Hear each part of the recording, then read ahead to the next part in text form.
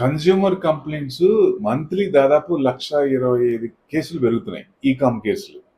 So అందుకని government ఏం చేస్తుందంటే దాన్ని తగ్గించుకోవడానికి మీడియేషన్, మధ్యలో దళారులను పెట్టి అంటే వాళ్ళు కోర్టుకి వెళ్లకుండా మధ్యలోనే సెటిల్మెంట్ చేసేటట్టు ఇది చేస్తున్నారు. సో కంప్లైంట్స్ అంటే ఎక్కడ ఉంటాయి,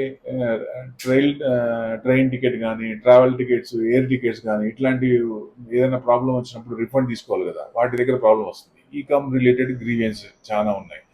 అంటే లీగల్ రూట్కి వెళ్తున్నారు, వెళ్లకుండా అక్కడే సెటిల్మెంట్ చేస్తే కేసెస్ తగ్గుతాయి. డిపార్ట్మెంట్ ఆఫ్ కన్స్యూమర్ అఫైర్స్ వాళ్ళు సీరియస్గా తీసుకొని మీడియేషన్ ద్వారా చేద్దాం అనే ఉద్దేశంతో పెట్టుకున్నారు. అది మంచి పాయింటే డెఫినెట్గా.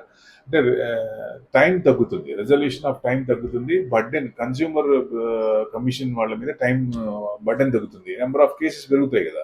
అయితే ఈ మీడియేషన్ చేసినప్పుడు కేసులు తగ్గిపోతాయి. సో ప్రీ లిటిగేషన్ రిజల్యూషన్ చేస్తారు. Consumer complaints mediation major part అయితే ఎక్కువ నెంబర్ ఆఫ్ కేసులు రిజాల్వ్స్ అవుతాయి కాదు, డెఫినెట్గా మంచి ఇదే వస్తుంది, పాజిటివ్ ఇదే వస్తుంది.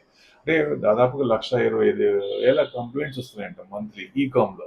సో అది కాకుండా ఎక్కడెక్కడ వస్తాయి, బ్యాంకింగ్లో, టెలికాంలో, ఎలక్ట్రానిక్ ప్రొడక్ట్స్ వీటిల్లో వస్తున్నాయి. ఇవన్నీ కేసులు పెండింగ్ అయిపోతాయి. కాబట్టి ఇట్లా మీడియేషన్ ద్వారా చేస్తే మంచిదనే ఉద్దేశంతో గవర్నమెంట్ వచ్చి దీన్ని ఒక డిసిషన్ తీసుకున్నారు. It's a very good positive sign. So ఈ కామర్స్ కేసులు ఎక్కువ రాకుండా, ప్రాబ్లమ్స్ రాకుండా ఉంటే బెస్ట్. Thank you.